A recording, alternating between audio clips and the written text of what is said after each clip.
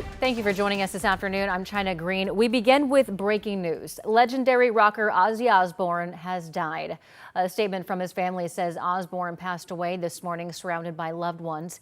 He was 76. Osbourne rose to fame in the 1970s with Black Sabbath, whose 1969 debut is widely credited with launching the heavy metal genre. He battled health issues, including Parkinson's disease, which he publicly revealed in 2020. From shocking headlines like the infamous moment he bit the head off a bat to later becoming a reality TV dad on the Osbournes, he's remained a towering figure in rock culture for more than 5 decades. He passed away just weeks after his farewell show in front of 40,000 fans. We also have continuing coverage of the Burdoin wildfire burning in Klickitat County on the Washington side of the gorge. It started late last week and has already destroyed homes and forced communities to evacuate. So here's a look at how this all unfolded. It started just after 2:30 last Friday afternoon near Lyle, Washington. Gusty winds and dry brush fueled the spread, and by Friday night, the fire had grown to more than 1,500 acres, forcing level 3 evacuations and closing SR 14. Now it grew to 6,000 acres on Saturday, jumping the Klickitat River, pushing east and destroying homes along the way. By Sunday, the fire had burned more than 8,500 acres. At least 14 homes have been lost, dozens more damaged. Level 1, 2, and 3 evacuation orders remain in place. And as of this afternoon, the fire has grown to almost 11,000 acres and is still 0% contained.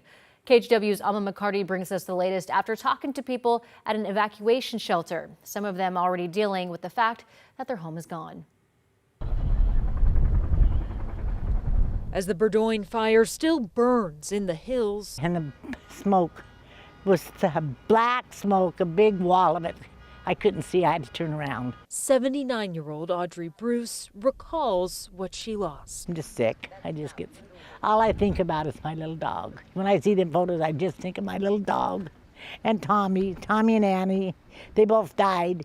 They went up and they found them in the house. Where the house was.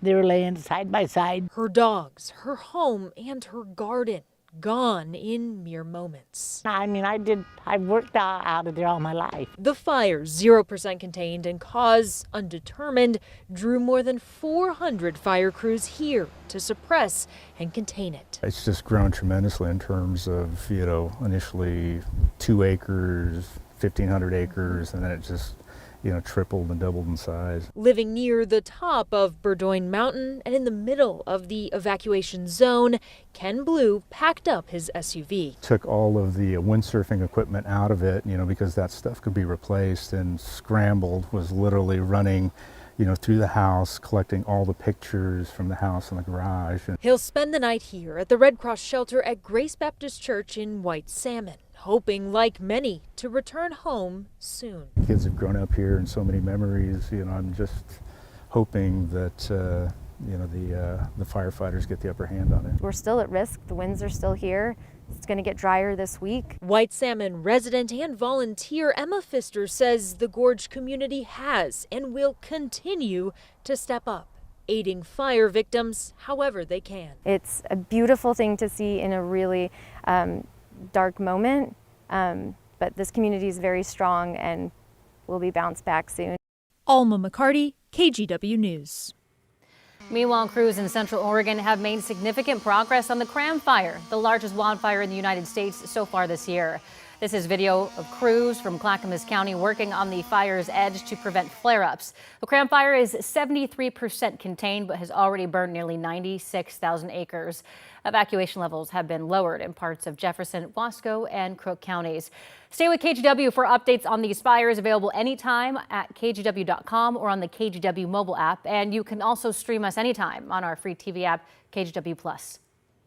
Headed over to Chris McGinnis. Chris, I know that you have been tracking the wildfires as well. Yeah, we can see the smoke now that the rain from yesterday has cleared, unfortunately. Let's take you out to Oregon's Veterans Home in the Dalles. Our camera in Wasco County pointed across the Columbia River towards Klickitat County in the vicinity of the Burdoin fire, where, again, the smoke is back this afternoon.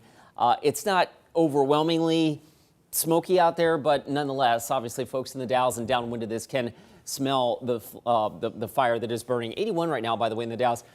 The winds have not been that bad today, but they are sustained right now at 10 miles an hour. Air quality not too big of an issue as the fires kind of settled down a little bit, but as we go through the afternoon, the wind is likely to pick up a bit. Wind gusts could be on the order of about 20 to 25 through portions of Klickitat and Wasco County this afternoon.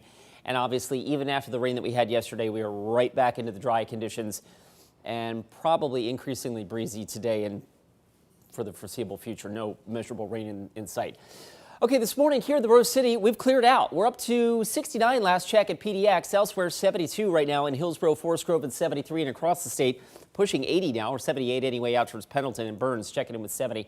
There's just the slightest chance of an afternoon shower out towards Burns and Baker City. The rest of us generally mostly sunny to partly cloudy. We're going sunny here in the Rose City, and I've got temperatures inching into the mid 80s. So, China, a little bit of a warming trend here. We were 70 on Sunday, 78 yesterday. 85 today, and you sense where we're going with this. Tomorrow's going to be a hot one. I've got to look at that forecast coming up in just a few minutes. All right, thank you, Chris. Clackamas County is facing a federal lawsuit after video shows a sheriff's deputy repeatedly punching a man in a holding cell. The man's mother says her son has dealt with developmental disabilities his entire life. KGW's Devin Haskins has more on this story, but we do want to warn you, the video in the holding cell could be difficult for you to watch. Video from inside a holding cell shows Antoine Williams asleep on a jail bed. When Deputy Gina Marie Fisher enters, touches his back, then lifts up his shirt. According to her report, she asked him to remove a second shirt he was wearing. After several seconds, Williams removes a shirt and then throws it at Fisher's legs. Then he tosses a jail smock at her head. Fisher then punches Williams 7 times in the head and face, while another deputy grabs his arm. Williams is then taken to the ground, restrained, and removed from the jail cell. So if a person who's on this video, who's getting punched repeatedly over and over and over and over again, that's outrageous. It's not fair. It's not okay for anybody to go through that. Williams' mom, Diane Robertson, says she felt sick seeing her son punched like that. Lawyers on behalf of her son filed a federal lawsuit alleging Clackamas County violated his civil rights and his rights as a vulnerable person with a disability. She says he struggled with mental illness since he was a teenager. I felt better when my child was incarcerated than I knew where he was. In her report, Deputy Fisher said she punched Williams because she feared Williams might attack her after the smock hit her face, blocking her vision. Oregon State Police investigated the encounter and charged Fisher with 2 counts of official misconduct and harassment. She pled guilty to a lesser charge of official misconduct and was sentenced to probation and community service. Williams' mom called it a slap on the wrist. I'm devastated, guys. I really am. It's not fair for anybody to be abused in the system, period. Whether you go to jail, you don't go to jail. Devin Haskins, KGW News. The sheriff's office fired Fisher this past February. The lawsuit doesn't ask for any specific damages, but lawyers say it could take several years to go through the process. In other news this afternoon, a Hillsborough teen who shot and killed one classmate and injured another at a birthday party 2 years ago has been sentenced to life in prison. Derek Torres was just shy of 18 years old at the time of the shootings. Earlier this month, he pleaded guilty to murder and attempted murder. Hillsborough police say that he was affiliated with a local gang.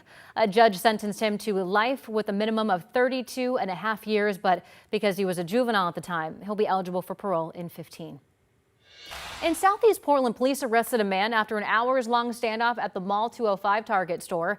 It started around 10:30 yesterday morning when police say the man threatened a security guard with a knife and a hatchet and then ran inside the store. Officers eventually found the man hiding in a storage area on a second-story shelf. Crisis negotiators talked with him for 5 hours, actually more than 5 hours, before he finally dropped the knife and surrendered. Oregon State Police are looking into the circumstances surrounding a man who died in Columbia County when his car crashed and a deputy shot him. Authorities say on Sunday, 47-year-old Kyle Graham led deputies on a chase near Deer Island on Highway 30 before he crashed off an embankment. State police say Graham was armed after the crash, and that's when they say a Columbia County Sheriff's deputy opened fire.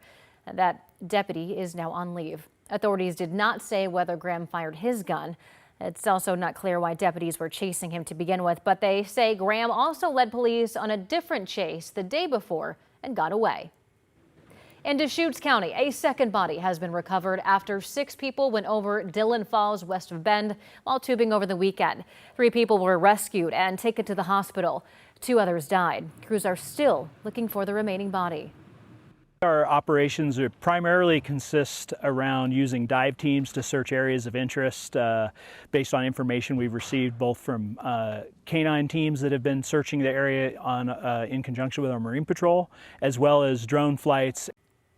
Officials say that they will continue their efforts to find the 6th person for however long it takes.